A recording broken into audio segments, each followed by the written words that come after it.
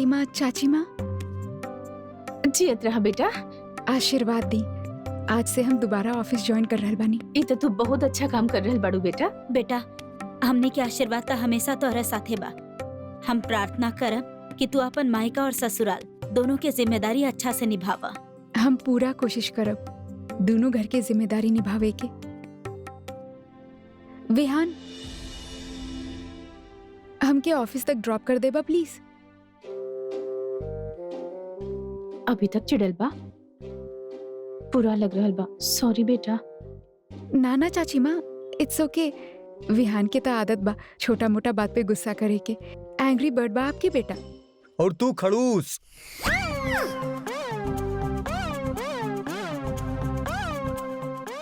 हाय हाय, कैसन कैसन नाम से बुरा रहल बड़ा एक दूसरा के। ऐसा ना करल जाला बेटा। उहे तो। और बेटा, तू ऐसन कर कि दोसर गाड़ी खड़ा बा, ओकरा से चल जा। आजा ओकर कोनो काम नहीं खे। ना ना ताई माँ, हम चल जाइब। अरे बेटा, हम कह रहल बानी ना। हाँ, ले जाओ गाड़ी के। 500 रुपए के नौकरी के खातिर 500 रुपए पेट्रोल डीजल खर्चा हो जाए, कोनो बड़ा बात थोड़े ना। ले जा ले जा। इन्हीं भैया अपन जिम्मेदारी मायके और ससुराल दोनों के। अरे आरुषि, तू एगो काम कर, तू हमनी से पैसा लेके अपन घर वालन के दे दिहल करा। गाड़ी लेके जाए तो का हो जाए? कुछ ना हो कि बेशक लेके जाए, बाकी खुददारी के दिखावा तो ना करे। प्रियंका, इतना कड़वा काहे बोला ताड़ू? सच्चाई के कड़वाहट के पहचान के बोल रहल बानी, जज्बाती ना हो रहल बानी हमनी। ताई माँ, चाची माँ, बुआ माँ ठीके तो कह रहल बानी।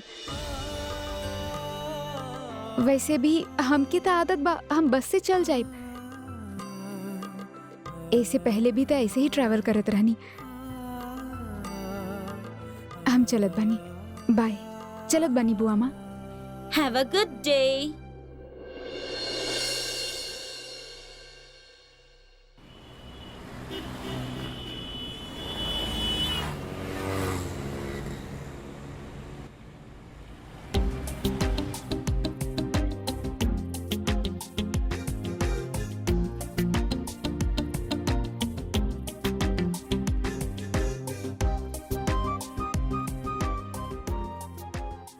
हेलो एंग्री वत्सल, आपन ऑफिस के रास्ता भुला गईला? दांत का दिखावा तारू। अंदर चला, कॉफी पिलावे के बाद तहरा के। शुक्र बा केहू के मन व्रत टूटल था। ओए खड़ूस, ज्यादा बकवास मत करा, चुपचाप अंदर चला। तू खड़ूस।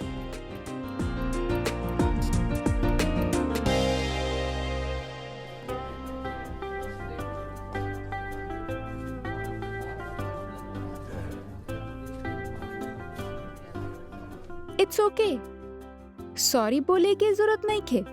हेलो, हम कोनो सॉरी बोले वाला भी ना रहनी। कमाल बा, सॉरी बोली। ओ, तब फिर का हम सॉरी काहे बोलब? हम सिर्फ इतना क्लियर करे चाहता नहीं कि तहारी 6 महीना वाला शर्त मंजूर नहीं खे। That simple is that. Vihaan, Aarushi, तू जाने ला हम दादी माँ के। अरे वचन दिले बालू तो तोड़ दा ना। उनके कैसे पता चली कि बंद कमरे के बीच में पति पत्नी के साथ एक होत बा का ना? वो थोड़ा झांक के थोड़ा अंदर दिखे, समझा? ना, ई चीटिंग भइल और हम चीटिंग ना करब। चीटिंग चीटिंग चीटिंग, बच्चन जैसन बात करत रहेली। बच्चन जैसन बात? अगर बच्ची होती ना तो इतना बड़ा अग्नि परीक्षा खातिर राजी ना होती। विहान, एमे हम तहार साथ चाहता नहीं। तहरे बिना हम पास कैसे होए? और हम दादी माँ के और सारा माँ के दोबारा ही तसल्ली दिला देनी कि हर तरह से हम अपन वचन निभाई। विहान, तो के हमार बात मंजूर ना बा, समझ लू? तो सिर्फ हमके इतना बतावा कि तू हमरा साथे बाड़ू या ना? विहान, यस और नो?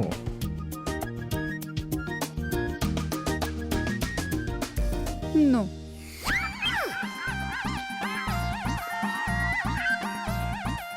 इट्स इट्स ओके। तरह से कोनो उम्मीद रखल ना हमार बेवकूफी होगी। एकदम टिपिकल बीवी बन गई बाड़ू। हम टिपिकल बीवी, तू टिपिकल पति बन गई बड़ा। एक ही चीज हो खेले दिमाग में। का हमरा दिमाग में? तहरे दिमाग में। अबे अगर काम नहीं किया तो काम काहे कर रहल बड़े बुड्ढे? और ऐसे कैसे कोनो बुड्ढा के काम पे रख ले बेली? बिना खासे तो चला लिखे जा रहा और खास खास के हमारे ऊपर कॉफी गिरा देला। I am sorry sir, I am apologise. तोरा पर तरस खा के हम तोरा पे काम पे रख ले रहनी और तो हमारी बिजनेस बंद करा होता जाना। तोर बच्चे कमा के खेई हैं तोरा के, या फिर उस भी घर से बाहर निकाल देना तोरा के? बता ना, बोलत काहे नहीं खे? एक्सक्यूज मी, आपके जरा भी तमीज नहीं थे बुजुर्ग के साथ कैसे पेश आवे की? और आप हाथ उठावे के हक के देलस आपके? ए प्लीज आप अपन काम करी और हमारे मुंह मत लगी। और वैसे भी सुबह सुबह ये बुड्ढा हमारा दिमाग खराब कर देला और ये बुड्ढा का तो और दुगो लगावे के चाहिए।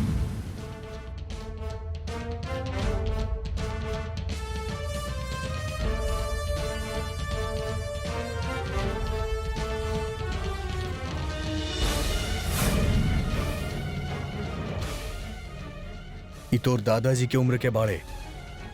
अगर दोबारा हाथ उठाई लेना तो हाथ तोड़ के दूसरा हाथ में दे दे, समझ ले? विहान रहे दी, समझावल उहे के जाला जेकरा दिमाग में बात समझ में आवे। ना समझ के का बोल रहल बड़ा? और आप यहाँ के मैनेजर बानी ना? और आपके तो शायद दया के मतलब भी ना पता। इनकर उम्र ना पता आपके? शर्म आवे के चाहिए आपके इनके साथ। Uncle excuse me, uncle excuse me, excuse me, uncle एक मिनट रुकिए प्लीज। Excuse me. अंकल अरे बात तो सुनिए ना।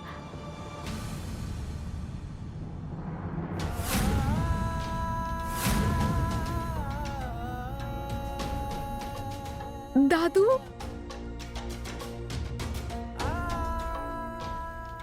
दादाजी, दादू आप यहाँ काहे? ऐसन का बात भइल दादू? कुछ ना बेटा, वो घर में ऐसे ही बैठल बैठल बोर होत रहनी था। यहाँ ही काम दिन भर ये बच्चन के साथ रहेला था, अच्छा लागेला। वक्त भी पता ना चलेला और जिस्म में थोड़ा फुर्ती भी आ जाला। दादू हमरे तरफ देख के बात करी। कुछ छिपा रहे बानी आप हमसे? सच सच बताई, घर में कुछ भइल बा ना? पर जे भी भइल बा, जे भी परेशानी बा, आप ओकरा खातिर ई तरह यहाँ पे काम करे की जरूरत ना बा। ना बेटा, तू खामखा। दादाजी, आरुषि बिल्कुल ठीक कहा तारी। आपकी उम्र ना बा काम करे के। जितना काम करे के रहे आप कर लेनी। अब आप आराम करी। हम मानत अनी दादू कि कौनो भी आदमी के खाली ना बैठे के चाहिए जब तक शरीर साथ दे। काम करे में कौनो हर्ज नहीं खे। इहो भी मानत अनी कि कौनो भी काम छोटा या बड़ा ना होखत। दादू अगर आप अपन खुशी खातिर काम करत रहती तो हमके कौनो प्रॉब्लम नहीं खे। पर पैसा कमाए खातिर ना, और ई तरह बेइज्जत होके तो बिल्कुल ना। बेटा तू। ना दादू, कुछ ना सुनो। अभी ये वक्त आप घर चलिए, हम आपके छोड़ देता नहीं। अच्छा बेटा, तू परेशान मत होगा। हाँ, हम चल जाए। आरुषि, तू ऑफिस जा, देर हो जाई। हम दादाजी के घर पे ड्रॉप कर देब। हमरा के तू दोनों पर गर्व बा बेटा। भगवान 4 गो नालायक बेटा के जगह एगो तोहरा जैसन बेटी देते। और बेटा, तोहरा जैसन बेटा ही भगवान सबके देवे हैं। हम बूढ़ा तोरा के कुछ और ना दे सकेला, खाली दुआएं दे सकेला बस। तोहार औलाद भी तोहरा जैसा नहीं होके।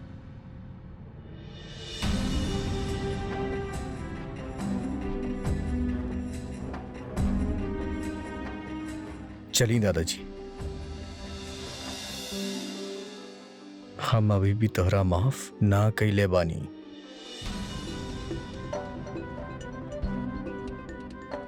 हैव अ गुड डे, ओके?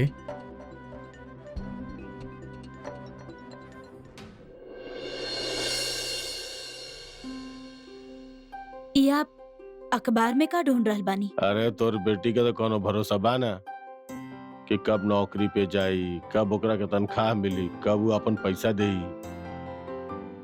कहल जाला ना, बिना मरले स्वर्ग ना मिलेला।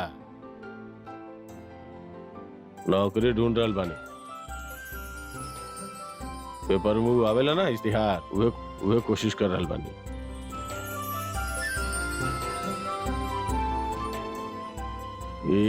ई ले मिल गई नौकरी, हो गई काम।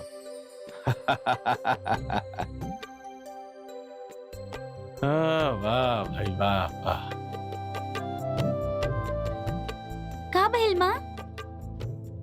पापा आज अचानक? माता के चमत्कार बाई। तोर पापा नौकरी खातिर गइल बाड़े। हम मंदिर के दिया जला के आवतानी।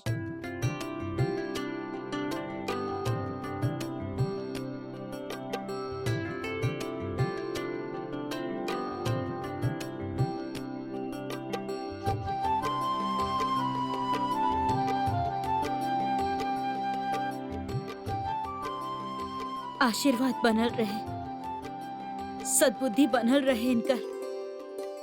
भगवान ताहर लाख लाख शुक्र बा, ई बदल रहल बानी।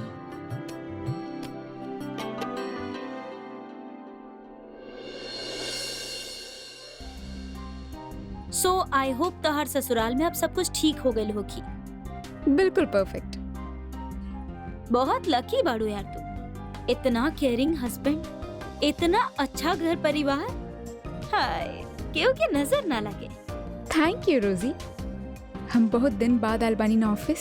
सच कहीं काम करे के मन ना कर रहा। तरह के और काम करे के मन न के, इम्पॉसिबल। आरुषि, सर गुड मॉर्निंग। तोरा जैसा होनहार एम्प्लॉय अगर ऐसन कही तो बाकी लोगन के का? सर हमार मतलब वो ना रहे, हम तो ऐसे ही। ओके, सफाई मत दा। हम तोरा के मेल के लिए रहनी। ओके, चेक करा, स्टडी करा। ओकर मीटिंग आज ही बा और क्लाइंट बहुत बड़ा बा। प्रेजेंटेशन तोरा के देवे के बा because you are the best. Okay, and I am very happy you are back. जी सर, हम अभी। पढ़ ला, कोई सवाल बता हमरा से पूछ लिया। और प्लीज ए महीना एक कुछ छुट्टी मत मांगी है। ईयर एंड बा, बहुत काम बा और नया फाइनेंशियल ईयर के प्लानिंग भी तो करे के बा। Okay, best of luck. Thank you सर।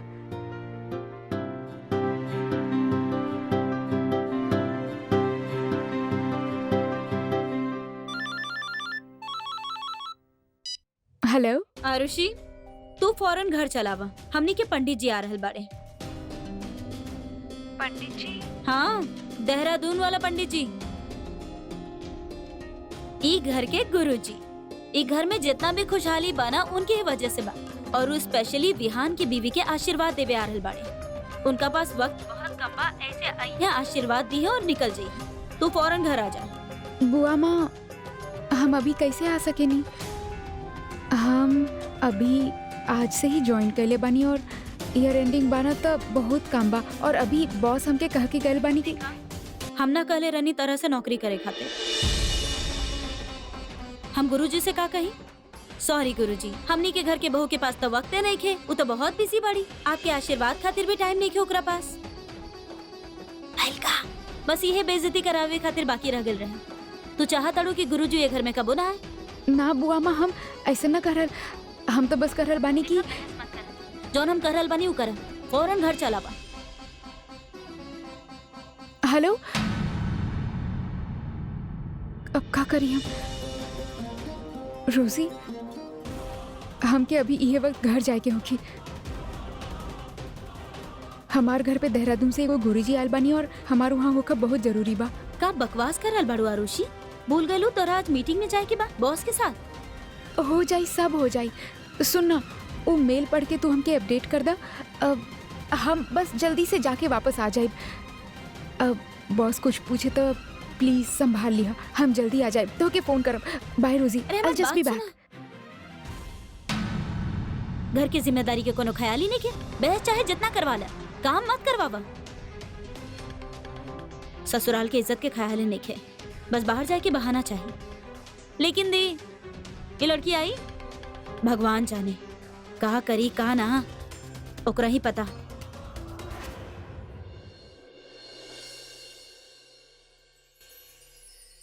भगवान फिलहाल ही साधारण प्रसाद चढ़ा रहल बानी, इनकर नौकरी लग जाए तब बढ़िया मोतीचूर के लड्डू चढ़ाई। सांवरी सुरतिया बलि जाऊं बलिहारी दे। अरे भाई हो गई काम, मिल गई नौकरी। सच? हाँ। तररररी री दरा। भगवान हर लाख लाख शुक्र बा।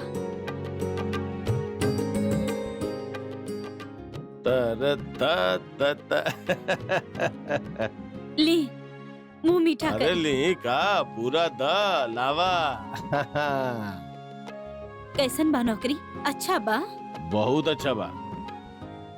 10,000 रुपया महीना। 10,000 रुपया? ये तो बहुत अच्छा बात बा। आप बहुत अच्छा फैसला ले ली। अब आरुषि से पैसा ना लेवे के पड़ी। अरे भगवान के शुक्र मनावा कि हमनी के एक बेटी ना दूधू को बेटी बाड़ी। अरे भाड़ में गई आयुषी, मिली बेटा बिया ना, अभी संभाली हमनी क्या। का बेटा संभालू ना। चला जल्दी से तैयार हो जा, तोरा बहुत अच्छा घर में नौकरी मिलल बा।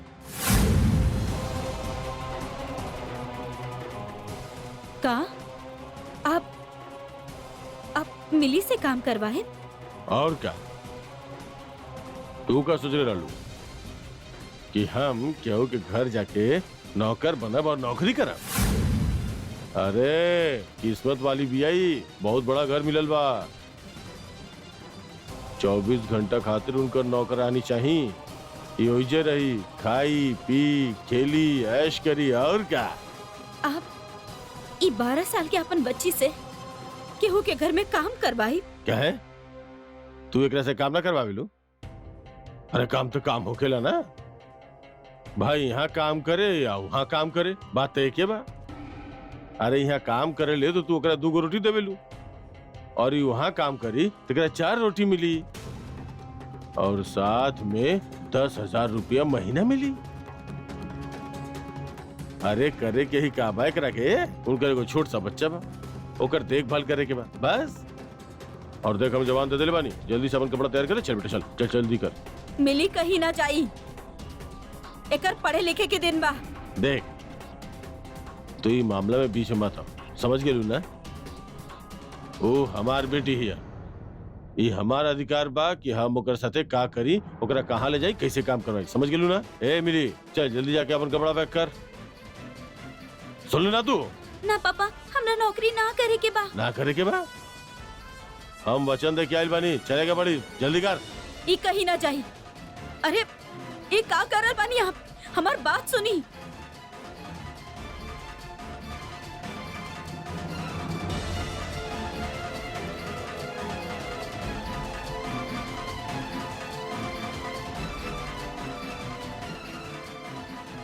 मिली कहीं ना जाई। कस्तूरी बैग छोड़ छोड़। हम आपके हाथ जोड़तानी, हमार बात सुनी। हाथ जोड़ रहल बाड़ू ना, हम तोरा पे हाथ छोड़ दे।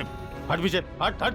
देखा तनी कैसे ना जाने, हम तोरे के समझोनी ना, इतना बड़ा घर बा कि खुश रही वहाँ। अरे थोड़ा सा काम करके, थोड़ा सा मेहनत करके अपन बाप के मदद ही करी ना, का बिगड़ जाई तो। चल देखा तनी कैसे नहीं जाले, गाड़ी ना चल चल चल। पापा छोड़ दी ना। ए चल तू, छोड़ दी, मिली कहीं ना हम थोड़ा सा गाड़ी ना, तू चल चल।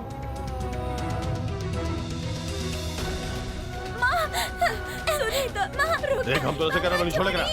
छोड़ दो। हम कहते हैं चल, सुनी सुनी। थोड़ा सा हम गाड़ी ना, चल हट।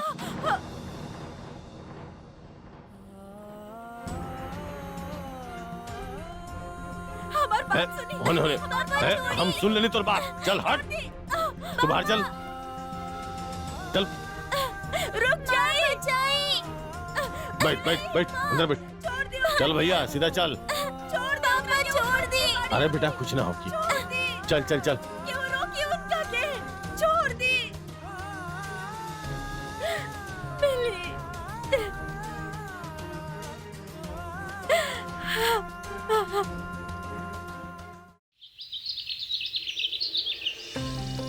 अरे आ गईली आरुषि, आवा। ये हमार घर के बहू बाड़ी। नमस्ते। माफ करी, आवे में देर हो गई। गुरुजी। अरे आरुषि, सर पे पल्लू लाना। माफ करब गुरुजी, आजकल की लड़की लोग के कुछ आवेला ही ना, सिखाते सिखाते उम्र गुजर जाई।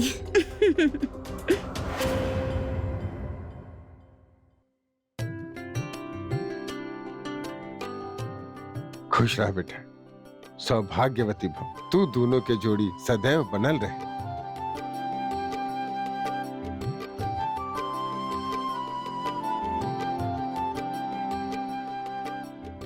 थैंक यू गुरुजी। अरे गुरुजी से बात कर रहल बाड़ू, धन्यवाद कहा। कौनो बात ना। ठीक बा बेटी, जा। बुआ माँ, हम जाई? कहाँ? अरे गुरुजी खातिर खाना भी तो बनावे के बा। शाम तक रुकिए गुरुजी। अगर बना ना सकेलो तो हमने के हाथ तक बटा दा। माँ बाहर गए बड़ी, माँ शाम तक लौटी और गुरुजी माँ से मिलने बगैर थोड़ी ना चाहिए। शाम तक?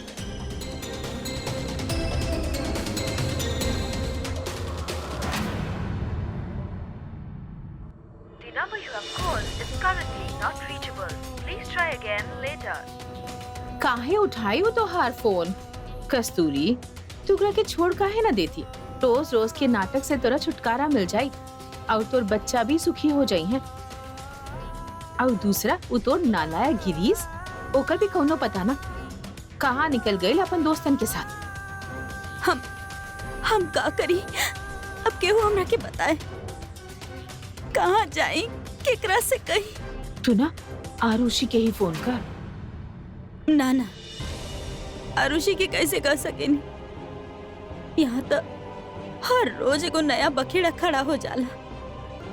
ओकर अभी अभी शादी भइल बा, हम ओकरा परेशान ना करे चाहेनी।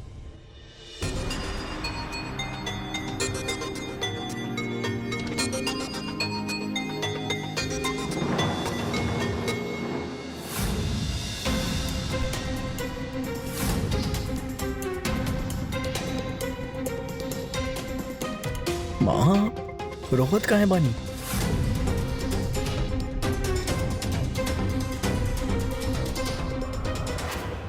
रोजी, कैसे समझाएं तारा के हम अभी ना आ सकिले। अभी लंच बनावे के बाद गुरुजी भोग लगाइए, फिर वो लंच करिए, फिर हमके प्रसाद मिली। शाम के दादी माँ आई है तब हम फ्री हो जाए। का बकवास कर रहल बाड़ू यार आरू? आज के टाइम पे क्यों करेला ये सब? बुरा फंस गइल बाड़ू तू। एक सांस होकत ना तो हैंडल भी हो जाती, या तो 6-7 सांस बातो है। हम बताई, सारा मुसीबत के जड़ना ही है सब बा। रोजी, ऐसे मत बोला यार। हमार सासे बहुत अच्छी बाड़ी और हम ही घर की बहू बनी। ये सब करल तो हमारी जिम्मेदारी बाना। और यहाँ बॉस के का कही हमारू? उहे तो कह रहल बानी तारा से, प्लीज रिक्वेस्ट कर दो उनके, संभाल लाना। आरुषि, तू वैसे भी इतना दिन बाद ऑफिस आईलू और ऐसे बिना बतैले चल भी गईलू। का बहाना चली बॉस के सामने? बॉस तो सॉलिड गुस्सा होके वाला बाड़े यार आरुषि, हमरा की भी डांट पड़ जाही। रोजी प्लीज यार, आज हैंडल कर ला। हम कल बॉस के समझा दे और प्रेजेंटेशन तो तुम ही बना सकेलो। अच्छा चलो, हम बाद में बात करता नहीं। Bye bye bye bye. बेटा, सच में आज के जमाना में तारा जैसन बहू मिलल बहुत मुश्किल बा। आज के जमाना में लोग कितना मतलबी हो गए बाड़े, और तू कितना अच्छा बाड़ू बेटा। बस तू ऐसे ही हिम्मत मत हरिया। देख लिहा, बहुत जल्द ही एक एक करके तो हर दोसर सास भी तोहरा जाने लगी हैं, समझे लगी हैं, तोरा पसंद करे लगी हैं। ताई माँ, पहले तो आप रोवल बंद कर दी और हम जानत बनी ऐसा नहीं होगी। अभी थोड़ा सा हेल्प कर दी ना हमार, देखिए वो ठीक बनल बा या ना। हाँ,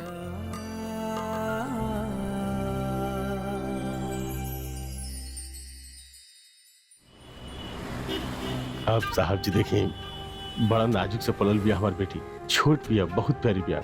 देखिए एकरा से कोनो गलती हो जाए तो माफ कर दे हम। अब बेटा देखा, इस साहब लोग बड़े, इनकरा शिकायत के मौका मत दिया, ठीक बा? और अगर ही के वो डांट देवे ना तो बेटा कबो नाराज मत हो जा, ठीक बा? साहब हम आपसे 50% के बात कर लेनी ना, अब हम का करिए, हमारे पिताजी की तबीयत बहुत खराब रहे ना, एक खातिर ना तब। हाँ याद बा भाई। एला 5,000 रुपया 50% एडवांस।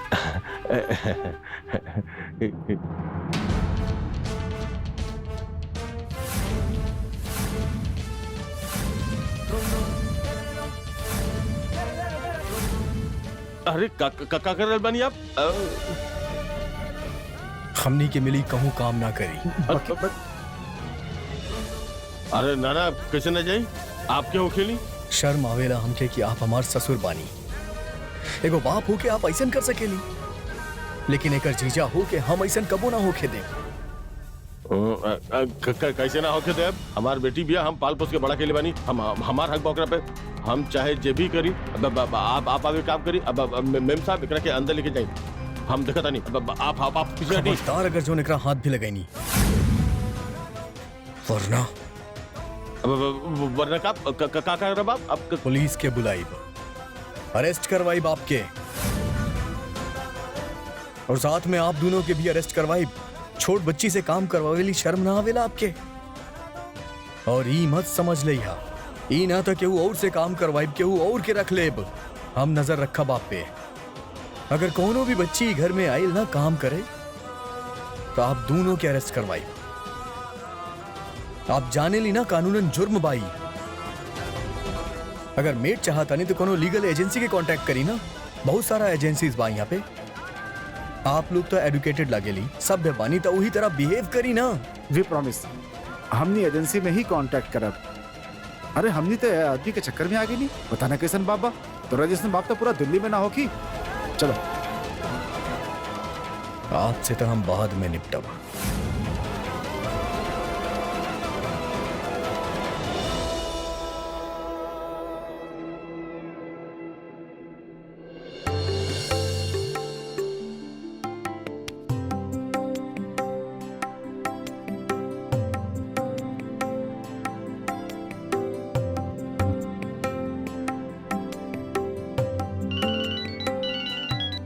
हाँ रोजी,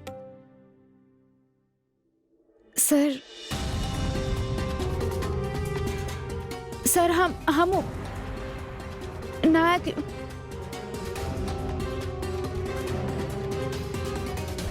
सर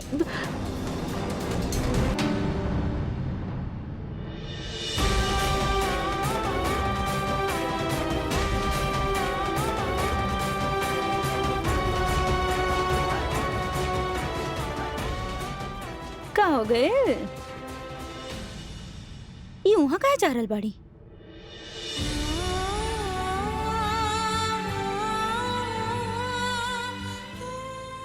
आरुषि, ऐसे रोवा मत बेटा।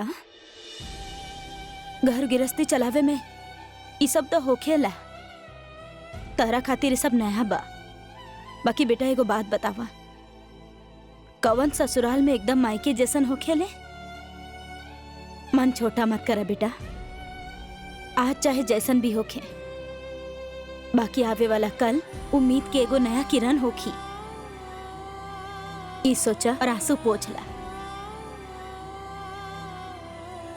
ओ गुरुजी के फोन आ गइल तो हमनी लोगन के लागल कि हमनी के प्यारे बहू के भी गुरुजी के आशीर्वाद मिल जाए। ना ताई माँ, ऐसन बात ना बा। हमके भी गुरुजी के आशीर्वाद लेके बहुत अच्छा लगा। हम पहले कबो ऐसे ऑफिस से बिना बताए आयल ना रहनी ना, यही खातिर खुद पे गुस्सा आ रहल बा और बुरा भी लग रहल बा। आरुषि,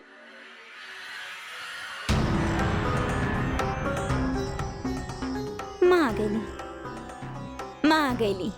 झूठ बोलल तो वैसे भी गलत बात बा, लेकिन तू ऑफिस छोड़ के घर आइलू काहे?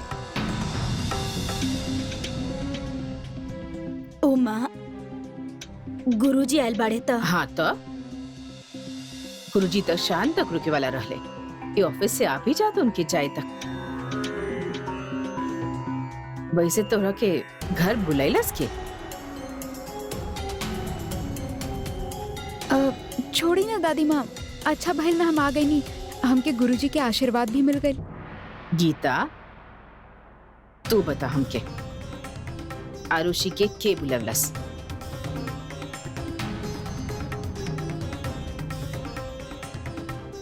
ओ माँ, ओ प्रियंका और बबीता। ऐसन का जरूरत पड़ गई रहे तू दोनों के जे आरुषि के फौरन ऑफिस से बुला ले लू? तोरा के ना पता रहे गुरुजी कब तक रुके वाला बड़े?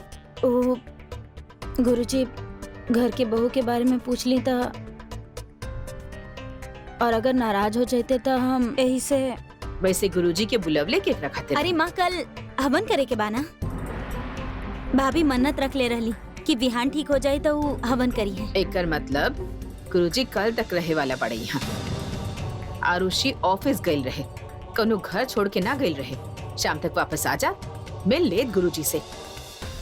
एक तक गलती कर रहा बाड़ू, ऊपर से बहस भी। दादी माँ, बुआ माँ हमके सिर्फ इन्फॉर्म कैले रहनी, घर पे आवे के फैसला हमरा पे छोड़ देले रहनी। वो तो हम सोचनी कि गुरुजी के आवे से पहले या उनके आवत आवत हम पहुंच जाए तो अच्छा होगी ना, यही खातिर हम ही आ गई नी। का बात बा? पहले माँ से चुगली कैलस और अब देवी बन रहल बाड़ी। ठीक बा आरुषि, अपन कमरा में जा तू।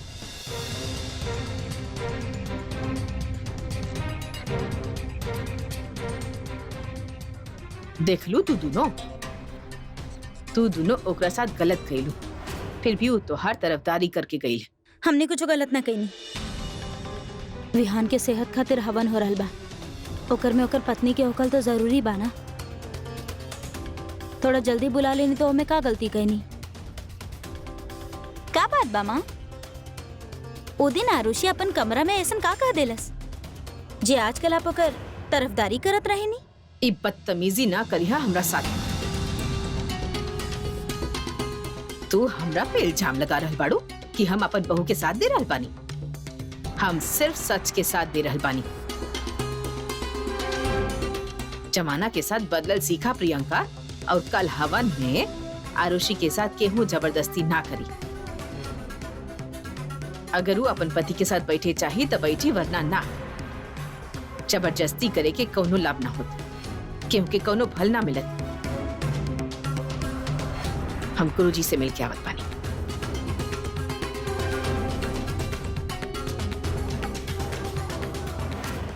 आज ही आरुषि की वजह से हमने के डांट पड़ल बा।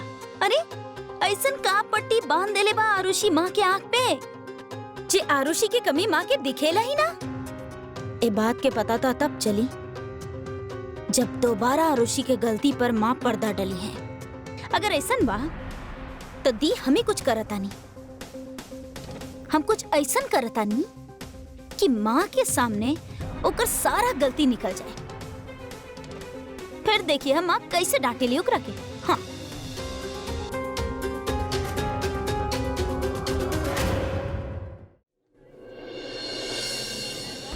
बाबूजी, हमरा के बहुत डर लग रहा बा। कहीं वो मिली के वही ना छोड़ दी है। पता ना हो वहाँ कैसे। बाबू तू काहे बुरा सोच रहल बाड़ू? फिकर मत करा, देखा विहान गेल बना वहाँ मिली के अपने साथ लेके आई। बाकी बाबूजी, माँ,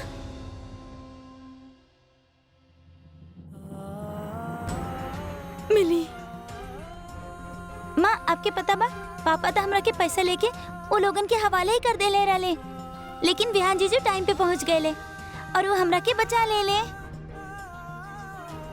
विहान जीजू ना पापा के बहुत डांटला और वो अंकल और आंटी के भी, और वो हमरा के अपने साथ लेके आए ले। धन्यवाद बेटा। अरे माँ, आप आज तू ना रहता तो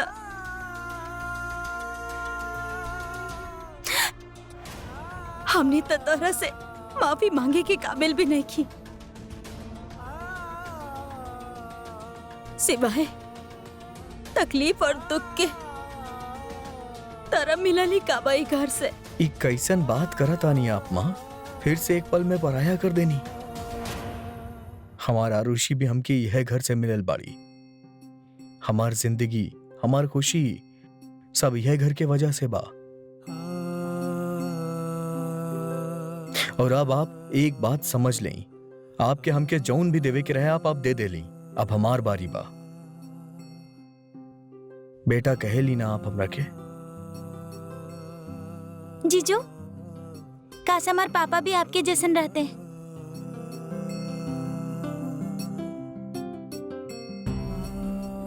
आज से तोहर हर जिम्मेदारी हमार भइल।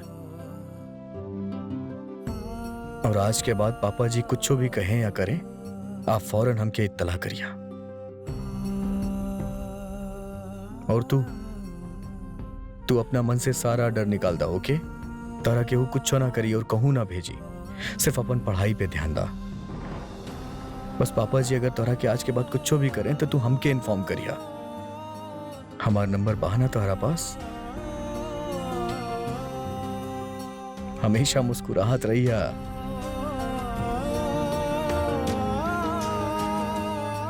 हे भगवान, प्लीज कबो केहू के हमार ससुर जैसन पापा मत दैया।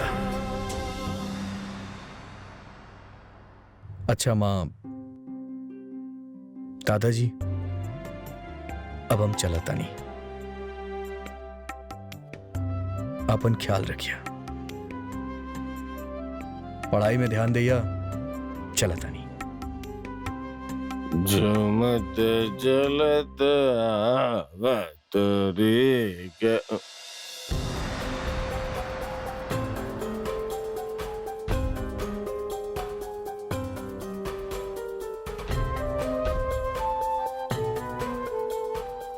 आज के बाद मिली के कुछ कहला या ओकरा कहूं नौकरी खातिर भेजला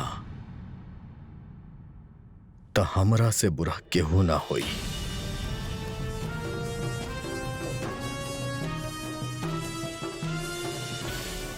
सुन ली आप?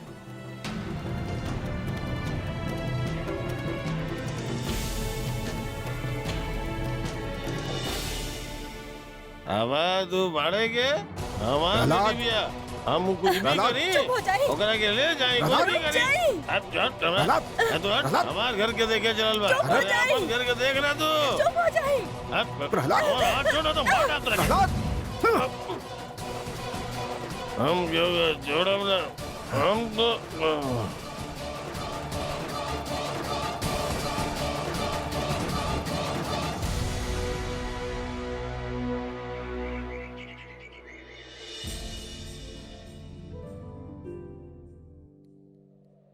आरुषि।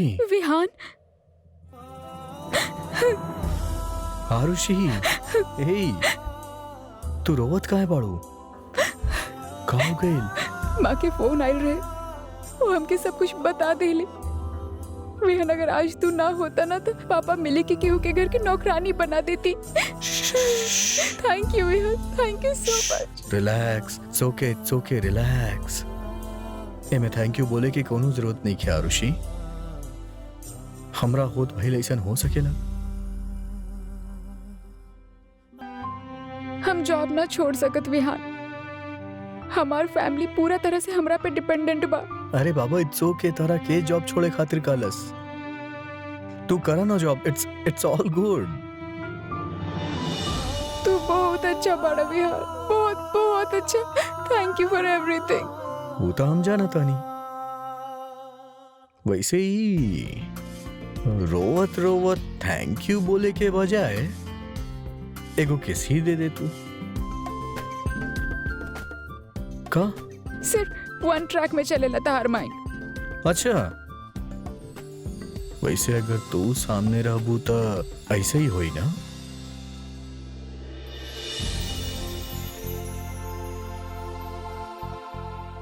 विहान, जाना।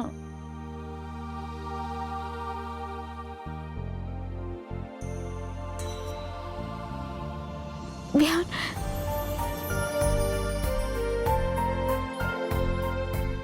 केहू आ जाई। आवेदा,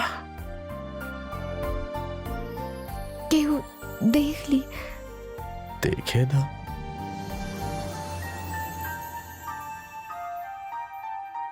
ओ गॉड,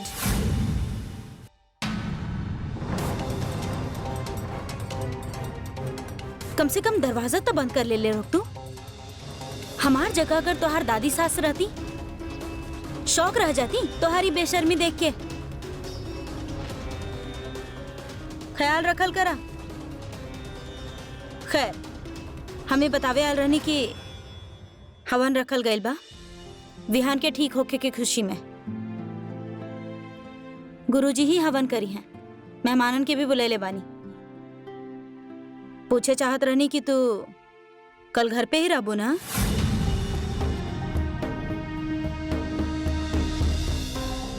बुआ माँ, आज भी ऑफिस से जल्दी आ गए रहनी हम, कल छुट्टी ना ले सकत। कल जाए बहुत जरूरी होगी, कल ना गईली तो। ठीक बा, तोहार मर्जी। भाई हम तो विहान खातिर है जिए नहीं। वैसे हवन पर तरह के होखे के चाहिए, बाकी अगर ऑफिस तरह खातिर ज्यादा इम्पोर्टेंट बात उहे सही। का सोचे लगलू? एक तरफ घर पे हवन बा और दूसरा तरफ ऑफिस भी जाए जरूरी बा। आज हम ऐसे बिना बतैले चलाई नहीं, अब और छुट्टी ना ले सके नहीं विहान। समझ में ना रहल का करी। ओ खड़ूस, अगर ऑफिस जाए इतना जरूरी बा तो तारा ऑफिस ही जाए के चाहिए। अरे घर पे इतना लोग बाड़े, घर पे सब गेस्ट भी समझ जाइए और हवन भी समझ जाई, सब आराम से हो जाई। तू टेंशन मत ला। पर अभी बुआ माँ। चिल आरुषि, हम बानी ना, हम माँ लोग से बात कर लेब, हम उनके समझा देब। अब कुछ बाकी रह गेल रहे।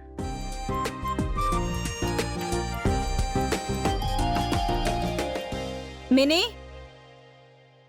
हम आरुषि के बता देनी कि कल हवन बा, और हवन कौन खातिर बा वो भी बता देनी। लेकिन हमरा के तो लागेला घर से ज्यादा ओकरा ऑफिस प्यारा बा। ऐसे कैसे? घर में हवन बा तो ओकर घर में रुकल ज्यादा जरूरी बा और ये ओकर जिम्मेदारी भी बा। आई डोंट थिंक आप लोगन के ऐसा करे के चाहिए। ईयर एंडिंग बा, बैंक में बहुत ज्यादा काम होगी, ऐसे छुट्टी मिलल कितना मुश्किल बा ये हम समझ सके नहीं। हम लोगों का टेस्ट कौन और तरीका से ले ले। हाँ भाई, हमने ऑफिस के बारे में कहा जानी। कम ऑन, स्टॉप इट नाउ। ऐसे ना बा, आप लोग गलत समझ रहल बानी। अरे हवन वगैरह की जो तैयारी बा वो हम लोग देख लेब ना, लेट हर गो। वैसे भी हवन विहान के अच्छा सेहत के मन्नत खातिर हो रहल बा। देखल जाओ, आरुषि खातिर विहान ज्यादा इम्पोर्टेंट बा या ऑफिस?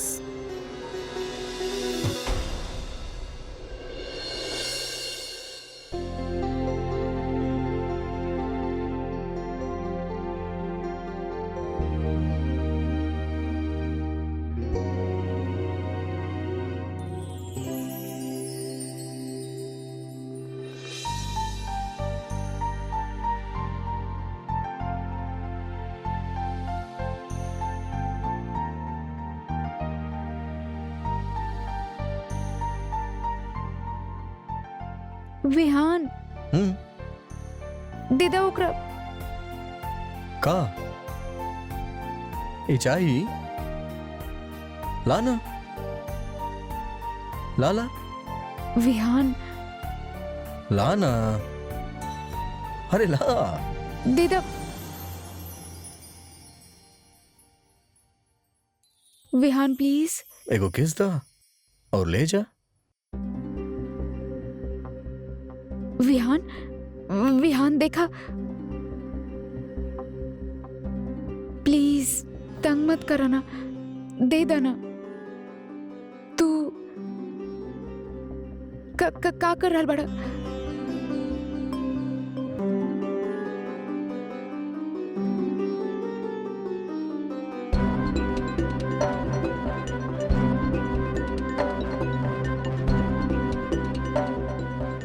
प्लीज।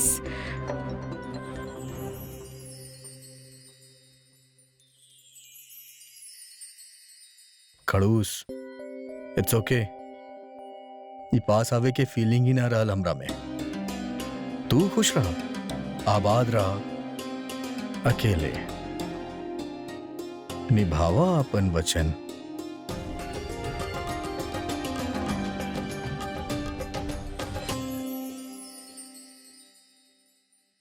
कल ऑफिस जाके ही पड़ी और जैसन की बुआ माँ कहली हवन में बैठल भी जरूरी बा। हमार मायका वालन के खातिर ई जॉब करे के होगी हमरा के। बिना जॉब के ना रह सकीले, वो रिस्क ना उठा सकीले। सो ऑफिस तो हमरा जाए के ही होगी। ला, एक गाजियाबाद में, 2 नोएडा में और एक जमुना पार के स्कूल जात छोट बच्ची अगवा कर लिहल गईल। ला, कैसन जमाना आ गइल बा। अरे कलयुग बा, कलयुग, घोर कलयुग। ए घर पे भी तो कलयुग के श्राप बा। एगो बाप अपन ही बेटियन के कमाई खाए चाहेला। का बड़बड़ाल बड़ो, गाली देवे के मन बात खुल के देना। माँ हम स्कूल जा रहल बानी। ए मिले, रुक, चल हम तोरा के स्कूल छोड़ देते हैं। चल। काहे? काहे? अरे अभी तो तोरा के पेपर पढ़ के सुनोनी ना, एक ही दिन में 4 छोट बच्ची किडनैप कर लियल गई। चल बेटा चल। ना, हम ना जाए बाप के साथ। अरे बेटा बाप बनी तो हर कसाई थोड़े बनी। चल। तो कल भी था। अरे कल भी था माफी मांग लेनी ना। कल से ताना मार मार के हमारी जान निकाल लेनी पड़। आपका जिंदगी भर ताना मार रबू हमारा के। चल हमार माँ, चल स्कूल छोड़ा तो तोरा के ना। बेटा हम तुम्हारे सर की कसम खा के बोलो तनी, तोरा के स्कूल छोड़ो और कहीं ना। चला, चल चल चल चल चल चल। और सुन, राम सिंह के दुकान से हम तोरा के चॉकलेट भी दिलवाई।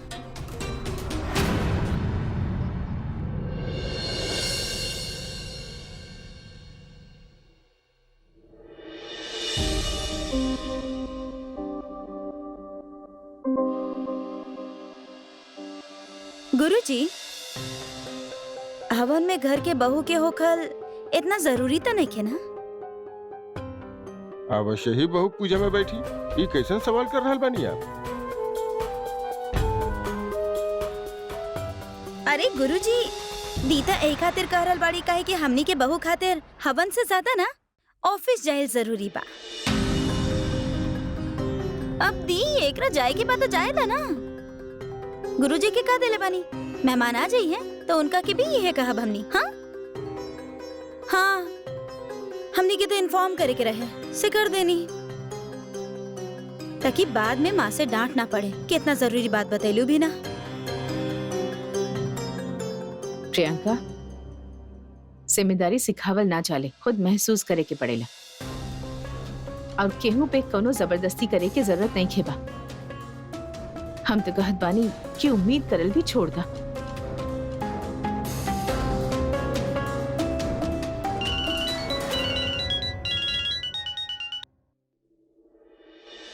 हाँ रोजी। आरू तो आज तो ऑफिस आ रहल बाड़ू ना? कल बॉस बहुत भड़कत रहले जान के कि तू चल गइल बाड़ू। आज अगर ना आइलू तो बहुते गड़बड़ हो जाई। ना रोजी, हम आज भी ऑफिस नहीं खे आ पाई।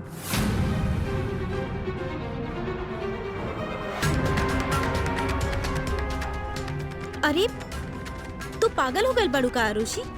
आज तो आवे के ही पड़ी ऑफिस। 2 बजे तो हर मीटिंग बा। बॉस के साथ जाए के बा, प्रेजेंटेशन करे के बा। मीटिंग? कौन सा मीटिंग? कल बॉस तोरा के मेल चेक करे खातिर कहले रहले ना, और कहले रहले ना दिन में मीटिंग बा।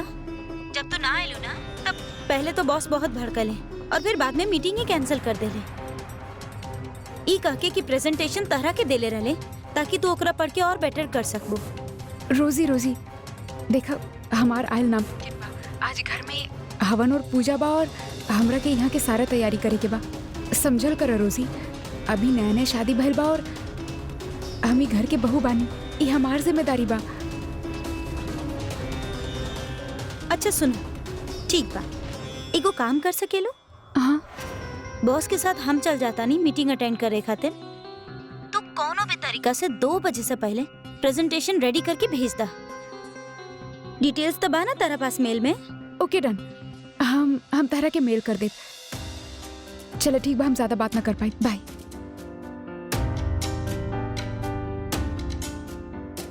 अब अगर ऑफिस ना जा रहल बाड़ू तो हमनी के हाथ ही बटा दा। जी। आरुषि, का बाइल आरुषि, इतना परेशान काहे दिखा ताड़ू? और ऑफिस खातिर देर ना हो रहल बा तारा के? ना ताइमा, हम ऑफिस ना जा रहल बानी आज।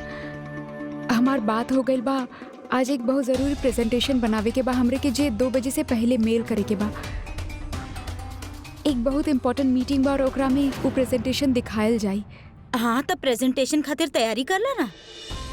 अब जौन करे के बा सोन करे के बा। जा जा। जी।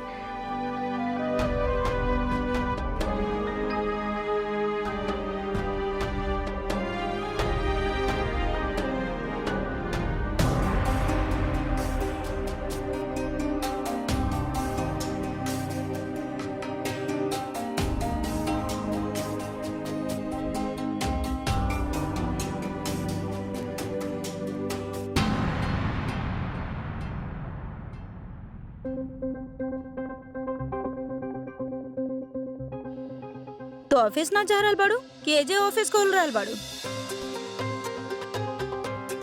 लागत ही है बा दीदी। अगर इतना जरूरी रहल तो ऑफिस ही चल जाती। सही बा, हवन के बहाना करके ऑफिस से छुट्टी ले ली और आजा ऑफिस खोल के बैठ गई। बड़ा तेज बाड़ी, दिखावे के हो गई कि घर पे बाड़ी काम कर रहल बाड़ी, बाकी एक उंगली तक ना ही ले ली।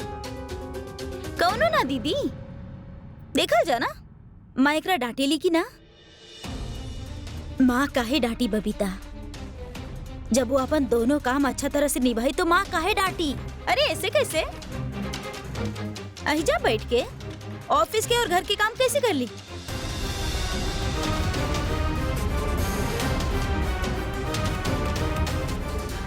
मिनी माँ, बता दी का करे के बा, हम कर देब। हाँ बतावा। देखा तरह के कोनो काम दे के हमरा कोनो इल्जाम अपन सर पे ना लिए के बा। लेकिन परंपरा, मर्यादा और लिहाज के तौर पे तू विहान के बीवी बाड़ू। ऐसे पूजा के थाली तारा के ही अर्पित करे के पड़ी। कहीं लिखल नहीं खे और रूल भी नहीं खे। बाकी कर लेबू तो अच्छा हुई। बुआ माँ, बस 2 मिनट में ही नहीं।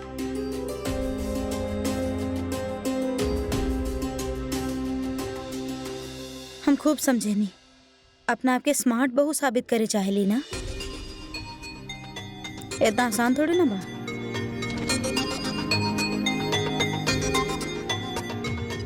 हाँ रोजी, प्रेजेंटेशन के तैयारी शुरू कर देले बानी हम। पूजा के थाली।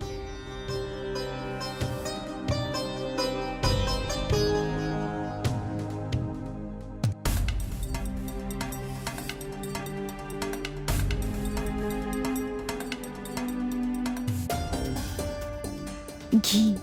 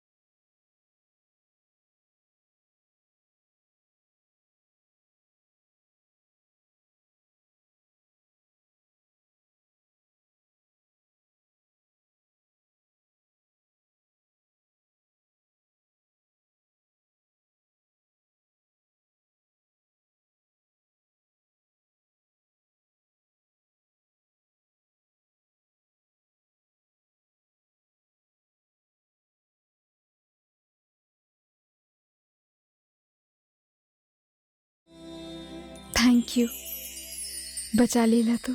तारा भले ही हमार फिक्र ना होके, लेकिन जब जब तू मुसीबत में होबू हम हमेशा तारा पीछे खड़ा रहब, तहार मदद करे खातिर। आरुषि, थाली लेके आवा।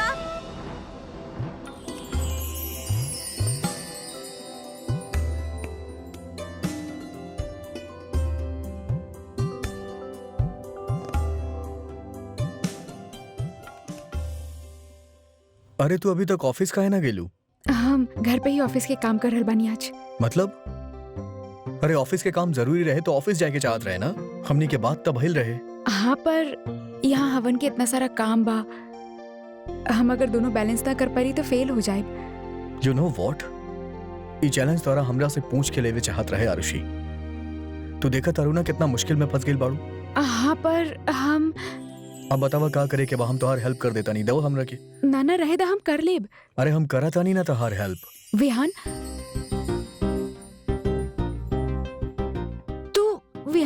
तू हमार काम मत बढ़ावा।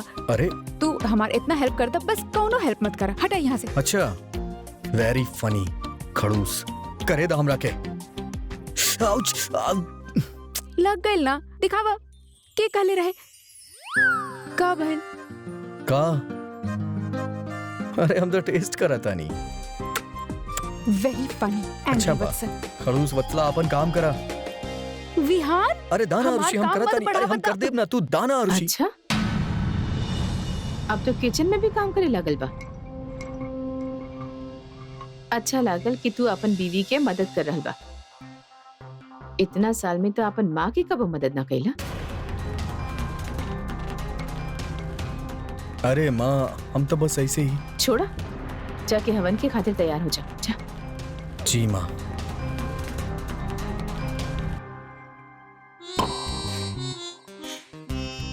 खड़ूस,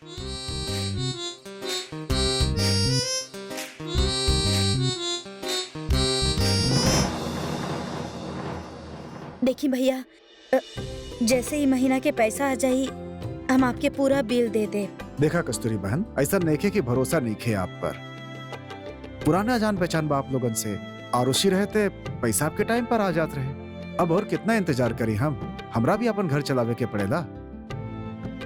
ठीक बा भाई साहब, ई हफ्ता तक दे दे। मैं को बात बोली, हम बुरा मत माना।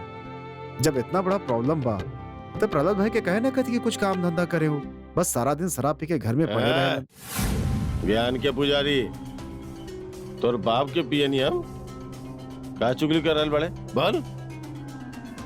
अबे मर्द बड़े तू, मर्द से बात कर। प्रहलाद भाई तनी तमीज से बात करी आप। हम कोनो चुगली ना कर रहल बानी। कस्तूरी बहन और आपके बच्चन के मुंह देख के उधार देता नहीं नाता। अबे तो उधार देताड़े, कोनो खैरात देताड़े जो एहसान करे ले। सुनी, हम बात कर रहल बानी ना। हम बात कर रहल बानी ना। चल भाग। कितना पैसा बाबे तोर? पूरा 2000 बा। रख।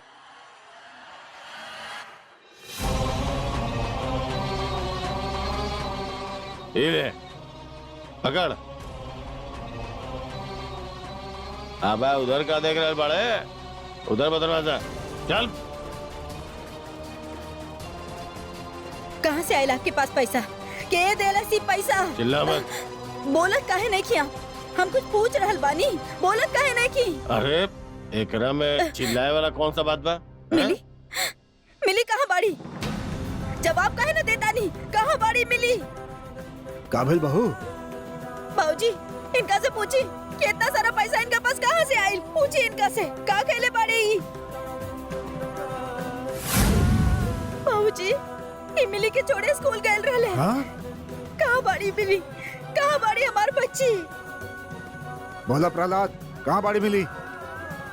कहीं तो करा के फिर से काम पर तो ना लगा देला। मार डाला हमरा के, सूली पे चढ़ा था, जिये मत दिया हमरा के।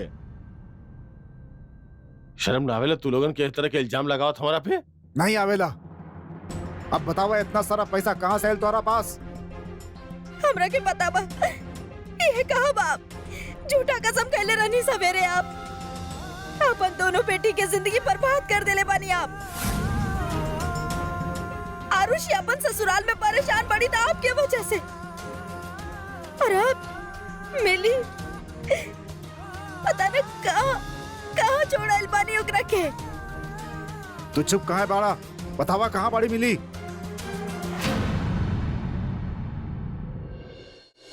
ताई माँ, इली पूजा की थाली।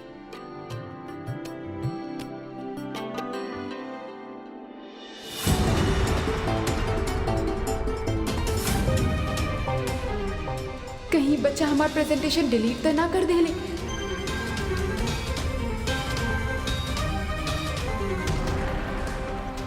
एक मिनट बेटा।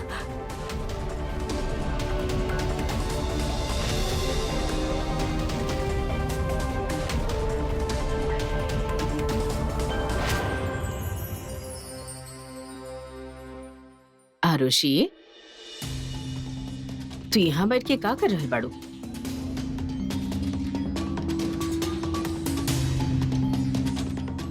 ऑफिस में कोनो प्रेजेंटेशन देवे के बा जी। घर में हवन बा पर ऑफिस में हमरा के प्रेजेंटेशन 2 बजे से पहले बना के देवे के बा और हमरा के ही देवे के बा, यही खातिर हम। अरे आरुषि तनी ब्रेक ले ला। गुरुजी हवन शुरू करे वाला बाड़े और तोहार और विहान के साथ में बैठल जरूरी बा।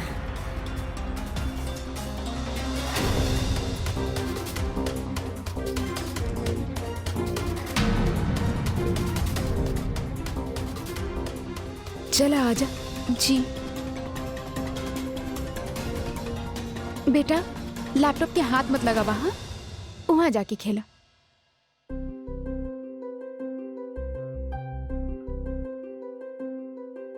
ऑफिस के काम के जिम्मेदारी लेवे में बिल्कुल तोहरा तरह बा नीलिमा। तू चुप कहाँ बाड़े? बताओ ता कहाँ है ना? प्लीज बताएं कहाँ बाड़ी हमार बच्ची, कहाँ बाड़ी हमार बेटी? बतावा इतना पैसा कहाँ से आयल तुम्हारा पास? बिहान देले बा घर के खर्चे चलावे खातिर। का आरुषि के पता बा कि दामाद जी आपके पैसा देले बाड़े? ना, और बिहान मना कैले बा आरुषि के बतावे खातिर। तू भी अपन मुंह बंद रखिए, समझ गइलू? ठीक बा, बतावा मिली कहाँ बाड़ी? मिली कहाँ बा? मिली के स्कूल छोड़ के आयल रहनी है, स्कूल होकी। स्कूल से आ जाए के चाहत रहे ओकरा के अब तक। आप झूठ बोल रहे बाड़े। आप ओकरा कहीं छोड़ आए लोग के। सबके जिंदगी बर्बाद कर देले बाड़े। एकरा से अच्छा तो हम विधवा ही काहे ना हो जाती।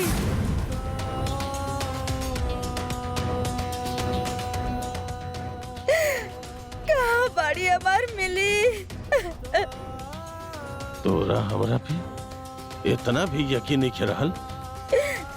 हमके मर जाए के चाहिए काल चाहता हूँ ना तू, तो हम मर जाता नहीं। इले प्रहलाद, इले इले इले इले ई का करल बानी आप बाबूजी? प्रहलाद,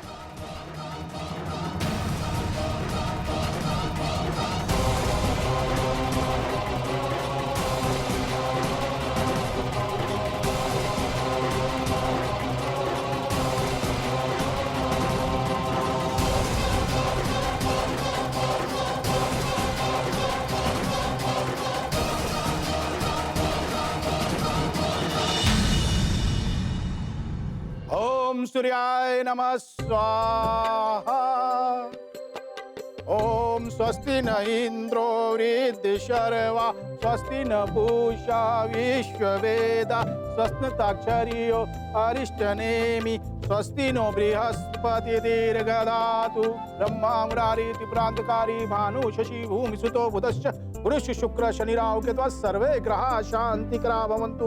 ओम श्रो मे धातु मारतंड कपाल रोणिपत मुखमंगार का पादु कांडम च शशिनंदन बुद्धि जीव सदा पात हृदय विघ्नंदन जठरे च शनिपा जीवा मेदित नंदन पादों के सदा पात वरा सर्वांग में उच्च तिथियों दिशापात नक्षत्र अंशो राशि सदा पात योगेश स्तर में उच्च। ओम पूर्णमिदं पूर्णत पूर्णमुदच्यते पूर्णस्य पूर्णमादाय पूर्णमेव शिष्यते। ओम शांति शांति शांति शांति। आरुषि बेटा, यहाँ वा।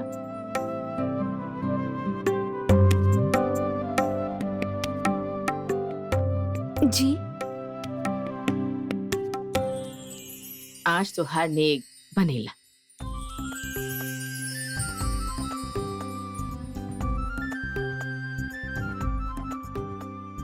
लेला ना सच, जे तरह आज तू ई घर के पूजा और ऑफिस के काम दोनों के संभाल ले बाड़ू, वाकई काबिले तारीफ बा। ये तो हर पहला कदम ई घर के आदर्श बहू बने के ओर बा।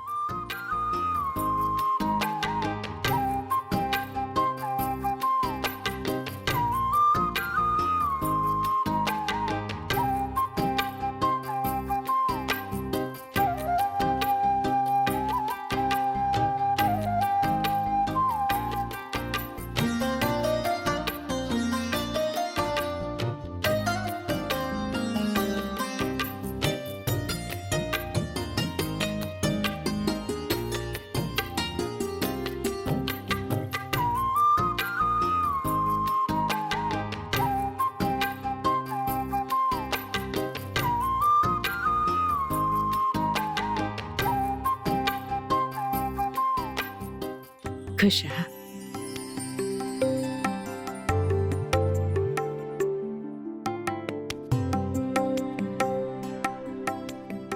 God bless you.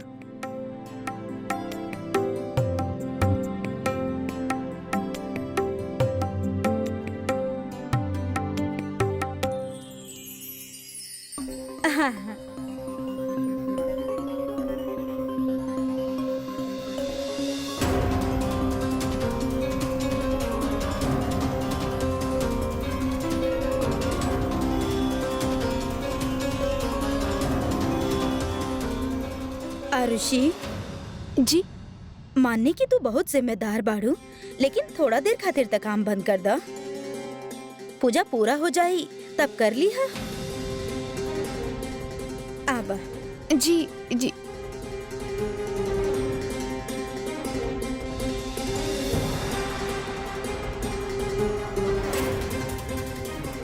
ताइमा, और कितना वक्त लागी? बेटा बस 15-20 मिनट और, आरती होके ही वाला बा। ले आरती शुरू करें। जयंती मंगला काली।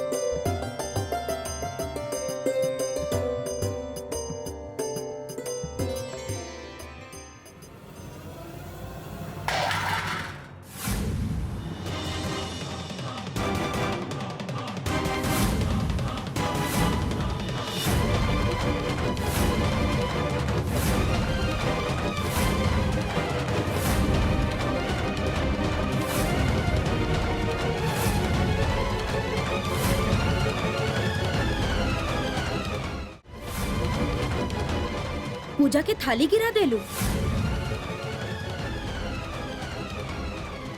स्मार्ट बहू बनी के चक्कर में आरती के अपमान मत करा। तू नाव पे पैर रख के चलल ना जात आरुषि। चेक कर रहल बड़ो, ओकरा पे ध्यान दा। अगर काम में सिर्फ ध्यान बा तो आरती करे के दिखावा मत करा प्लीज। तंता बिल्कुल सही कर रहल बिया। अभी अभी तोहरा के जिम्मेदारी निभावे पे नेक देली और दूसरे पल में लापरवाही। खामखा पे लड़की पे भरोसा कहीं। भरोसा करे के लायक हो के तब करा ना, ऐसा तो कोनो बात नहीं खे। सुबह से कोशिश तो कर रही बाड़ी बेचारी, आप लोग कौन सा। बस गीता, बहू की गलती पे चादर मत डाला। जे भइल से भइल, दूसर थाली तैयार कर ला।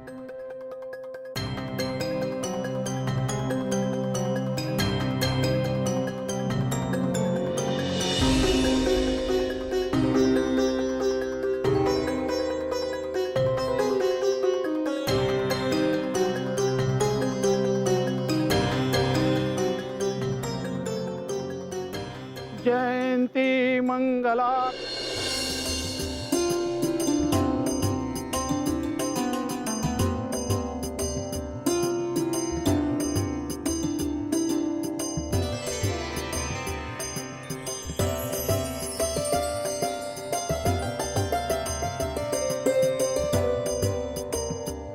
भोला माता रानी के। अब आप सबके आरती दिखा दी, ओकरा बाद फिर प्रसाद बांट दही, फिर भोजन के शुभारंभ करब।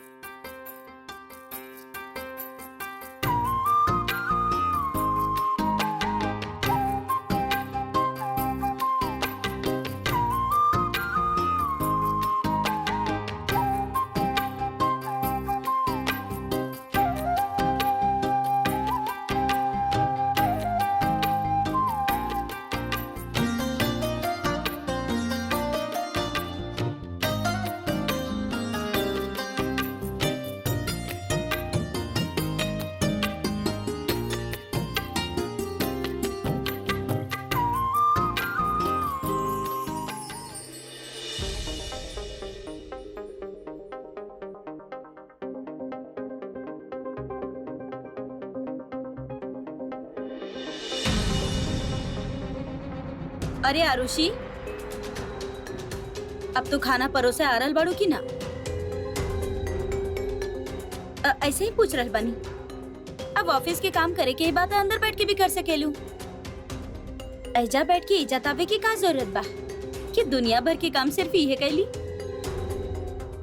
ना बेटा, तू अपन काम करा, खाना हम लगा ले। चला आरुषि, इनका से मिला। ये बाड़ी मिसेस कोहली, बहुत करीब के दोस्तन में से बानी हमनी के, और ये हमनी के बहू बाड़ी, तनी बिजी बाड़ी। ठीक बा, तू काम करा। चलिए हम आप लोगन के दादी से मिलवा तनी। आए अब आरुषि, ए मिस्टर शर्मा बाड़ी और ये उनकर बहिन। अब का करल बाड़ू तू? ओह, ऑफिस के काम घर पे करल बाड़ू? अच्छा अच्छा, करा करा करा। अच्छा चली चली, आप लोग खाना खानी?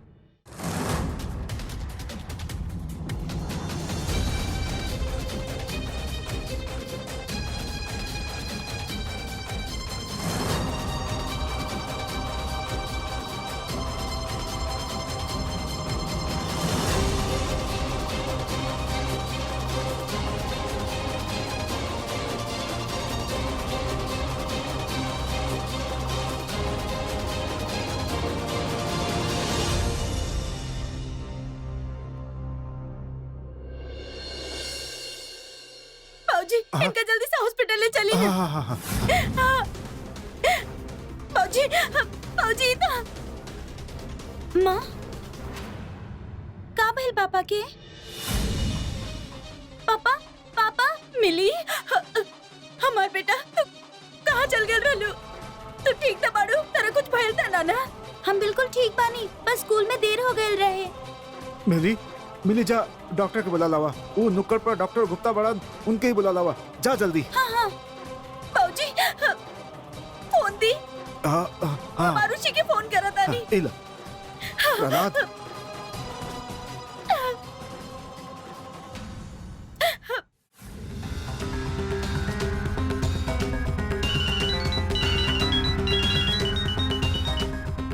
हेलो आरुषि, आरुषि बेटा, बेटा तू जल्दी आवा। तेरे पापा के सर पे चोट लगल बा बेटा। वो बेहोश हो गल बारे बेटा। मिली गल बारी, डॉक्टर के बुलावे। माँ, हम ठीक बा। हे भगवान, अब हम का करें? यहाँ इतना सारा मेहमान बाड़े, इनके अटेंड करिए या फिर पापा के पास जाए। और प्रेजेंटेशन भी अभी तक रेडी ना भाई।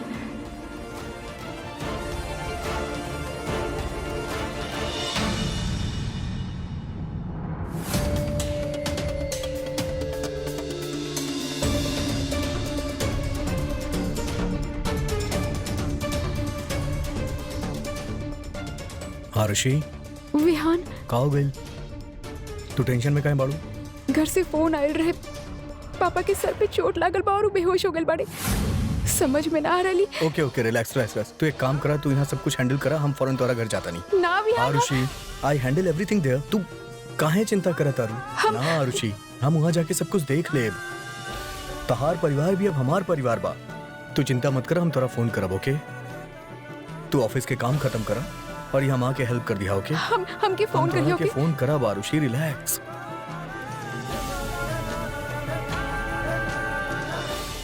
विहान, हाँ, कहाँ जा रहल बड़ा? हम आरुषि के घरे जाता नहीं, ओकर पापा की तबीयत अचानक खराब हो गई बा। Seems like in emergency.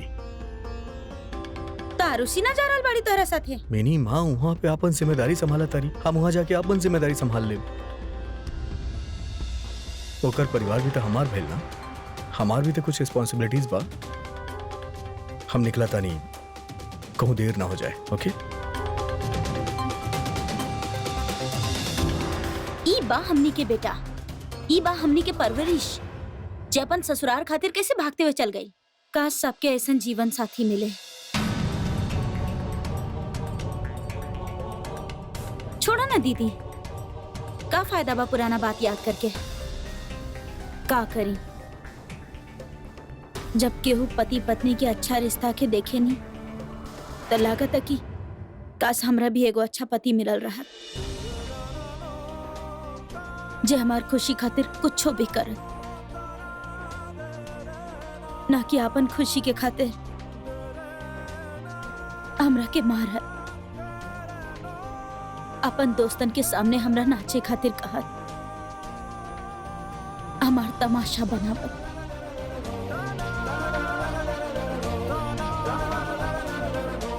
दी चल दी।